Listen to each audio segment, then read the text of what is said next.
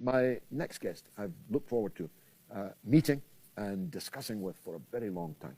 His name is Joseph C. Okechukwu. He's a media consultant, a filmmaker, an actor, an author, an activist, and all-round matinee idol. Joseph, welcome to the mother of all talk shows. It's a great pleasure to meet you at last. As I said earlier, we have made something of a turn to Africa. My interview about Captain Traoré has gone completely viral on all platforms.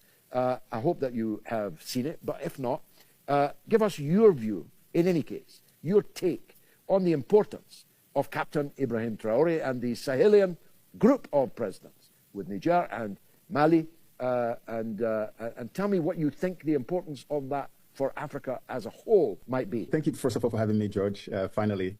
But yeah, I would use the words of one of my brothers who said that Ibrahim Traoré is an archetype of revolution, a revolutionary archetype for the 21st century. And I agree and believe that with all my heart. You know, what you see happening in the Sahel is what should have happened in the 50s and 60s. Because as far as I'm concerned, what happened in those 50s and 60s when we were told we had independence was basically just charades. It meant nothing because you have a country like France signing something very sinister like the Pact for the Continuation of Colonization with all the 14 French colonies in Africa that implied they had to pay the foreign reserve to Banque de France in Paris, and then 85% of it paid, and they were left with 15%, and then they had to go borrow from their own money at a very high interest rate. And so Africans have always had this feeling of being caged in their own skin. We've always had this feeling of still being colonized because we don't get any benefit of an independent nation, you know, from any African country. And then we started seeing all these truths and being revealed. And then all of a sudden you see an African country that suddenly shows up, you know, in the Sahel. You see people like Ibrahim Traoré doing some of those things that you can't find other African countries doing. Ibrahim Traoré showed up on the scene and now had the audacity to say, look, we are going to nationalize our oil, our gold mines. We are going to do this and do that and do that. And people are like, whoa, these are the kind of things that get you killed.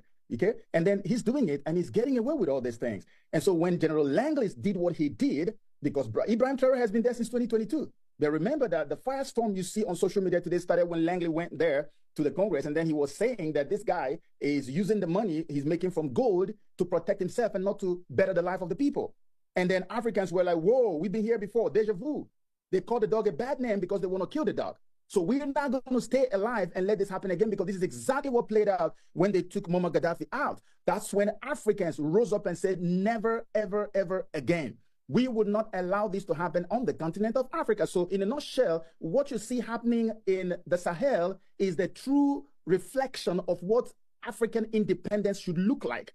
Independent nations that actually can decide, okay, how they want their destiny to look, what they want their nation to look like, who they want to go into partnership with, you know, and nobody will be able to tell them, no, you can't do that. No, nothing like right of first refusal or anything. They are totally and completely in charge. So in a nutshell, that's what I think is going on in Burkina Faso and why I believe everybody is right here today to support them.